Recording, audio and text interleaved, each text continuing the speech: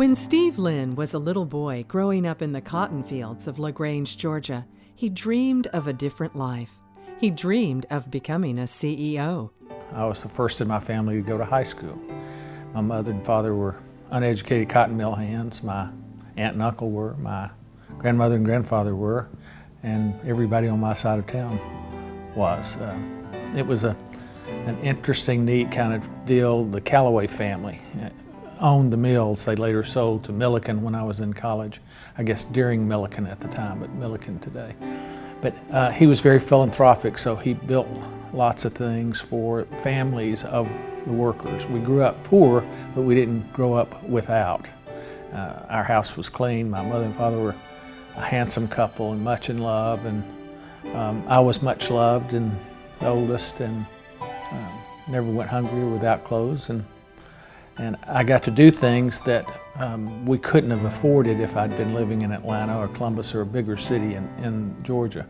Steve went to Tennessee Tech University on a tennis scholarship, received his BS in industrial engineering, and then on to the University of Louisville to get his MBA. Now he was ready to follow his dream. I wanted to be a CEO. I wanted to run a company. Clearly, I didn't know all that meant. I didn't know what it was going to do to my hairline or my waistline, but the people that, as looking back on it, I would today say the people that God brought into my life that were my mentors and the people that I wanted to be like were presidents and owners of some of the businesses there, and I just wanted to be like them, as much as I understood what that meant at the time. Of course, it meant that I wanted to have air conditioning. It meant that I wanted to have a different kind of house than I grew up in, and different kinds of food and travel and all the things that come along with that. He was running Kentucky Fried Chicken Corporation by the time he was 25, and at 29, married his best friend, Mila. Got married at 29, became president of this company. I had achieved a life's major goal. Mila asked me one day, what are the most important things in your life? And I said, power, recognition, and money. And there was this immediate look of significant pain on her face, and I knew what I'd done, and I'm kind of fast on my feet and a salesman by nature, and I said, oh, darling, it goes without saying that you're number one. But she knew that I'd told her the truth, and I knew that she knew, and she knew that I knew that she knew. And so I began to think about this pain that I'd seen on her face as I would head into work every day. And to live in Southern California, with the price of housing then, and I'm sure today, you live fairly long commutes, and so I had about an hour and a half commute each way each day, and it gave me time to reflect and on my life priorities and that pain that I'd seen on her face, the pain that I had inflicted. And I realized that my wedding vows hadn't meant anything to me. That I wasn't making a commitment. I was just trying to get through that ordeal that we call a wedding ceremony. I was just repeating what the pastor said. I hadn't made a commitment.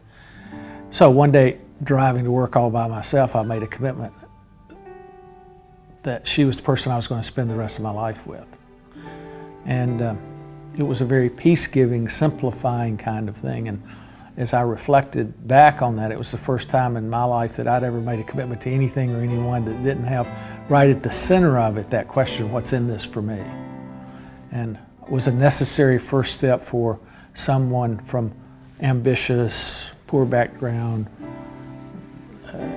going as hard as I could go, as fast as I could go kind of background, I think, to begin to understand the spiritual side of life. At this time, he was running a little company called Century 21. He committed his life to Christ on another long drive to the city, and soon after that, everything would change. A few weeks after this step of faith, Art Bartlett, the founder of Century 21, had sold the company. A representative of the new owners called me into his office one day. We met for about an hour and a half. I don't remember all he said, but I distinctly remember him saying, "You're fired." And So at 29, I'd achieved my life's major goal. At 32, it felt like it was violently kind of ripped away, and I went through all of the ego bruise and self-doubt and embarrassment that anybody goes through when that happens. 2 weeks after being fired, Steve's father passed away. A friend called with encouraging words and this scripture, Romans 8:28.